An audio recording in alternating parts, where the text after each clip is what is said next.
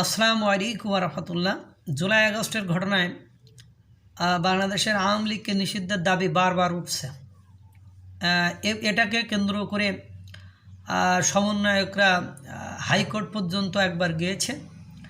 বাংলাদেশের সরকারে থাকা আইন উপদেষ্টাও একবার ট্রাই করেছেন বা চেষ্টা করেছেন যে বাংলাদেশ আওয়ামী লীগকে নিষিদ্ধ করা যায় কিনা, বা নিষিদ্ধ করার প্রক্রিয়া শুরু করেছিলেন। কিন্তু বাংলাদেশের বড় রাজনৈতিক দল এবং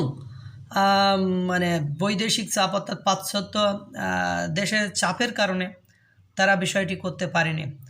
এখন এই বিষয়টি এই রিসেন্টলি সপ্তাহখানি হলো আবারও নতুন করে সামনে এসেছে বিষয়টি। জাতিসংঘের মানবাধিকার দপ্তর রাজনৈতিক দল নিষিদ্ধ করা ভোটারদের একটি অংশকে ওরা গতকালকে জানেন আপনি জুলাই আগস্টের ঘটনায় তার একটা রিপোর্ট দাঁড় করিয়েছে। সেই রিপোর্টে যদিও আওয়ামী সভাপতি শেখ হাসিনার এগেনস্টে যে বর্বরতার সেই দায় তারা দাঁড় করিয়েছে এবং সেখানে তার বর্বরতা চিত্র তুলে ধরেছেন বা বিবৃতি দিয়েছেন। পাশাপাশি জাতিসংঘের মানবাধিকার দপ্তর গতকালকে রাজনৈতিক দল নিষিদ্ধ করা আর ক্ষেত্রে উনি বলেছেন যে রাজনৈতিক দল নিষিদ্ধ করা ভোটারদের একটি অংশকে ভোটাধিকার থেকে বঞ্চিত করা সহ গণতন্ত্রকে ক্ষতিগ্রস্ত করে এমন সিদ্ধান্ত এড়িয়ে চলার পরামর্শ দিয়েছেন বাংলাদেশ সরকারকে। 2024 সালে ঘটে যাওয়া ঘটনার প্রতিবেদন প্রকাশে এই সুপারিশ করা হয়।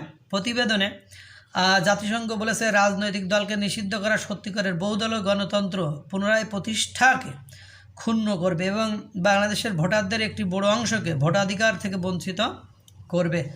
এছাড়া সব রাজনৈতিক দল ও প্রার্থীর জন্য সমান সুযোগ নিশ্চিত করতে হবে এবং অবাধ ও সুষ্ঠু পরিবেশও নিশ্চিত করতে বলা হয়েছে। অবাধ ও অনুকূল পরিবেশ সৃষ্টির জন্য সুপারিশ করা হয়।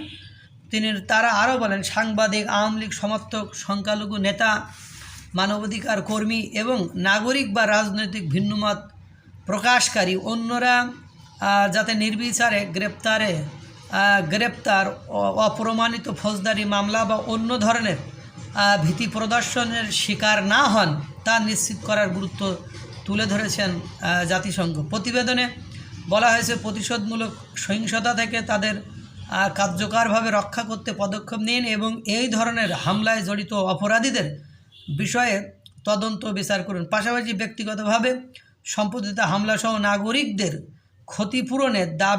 ক্ষতিপূরণের দাবিও সহস্তার করা।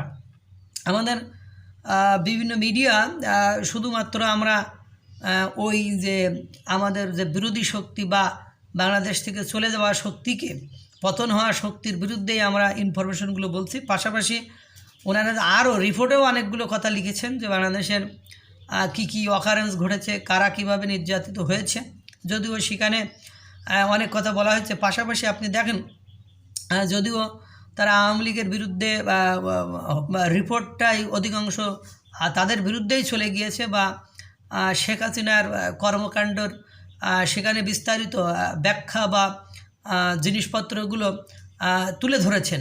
তার পাশাপাশি এখনও তারা বলছে যে এই যে কথা বলছে যে আওয়ামী লীগ সমর্থক, সংখ্যালঘু নেতা, মানবাধিকার কর্মী, নাগরিক বা রাজনৈতিক ভিন্নমত প্রকাশকারী অন্যরা যাতে নির্বিচারে গ্রেপ্তার, অপ্রমাণিত ফৌজদারি মামলা বা অন্য ধরনের ভীতি প্রদর্শনের শিকার না হন সেদিকে বাংলাদেশ সরকারকে সচেতন থাকতে বলেছেন।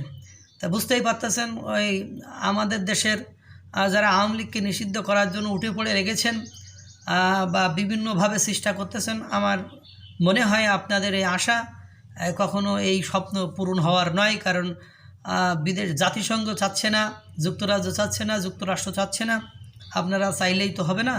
আল্লাহ তাআলা সকলকে ভালো রাখুক, সুস্থ রাখুক। আসসালামু আলাইকুম ওয়া রাহমাতুল্লাহ।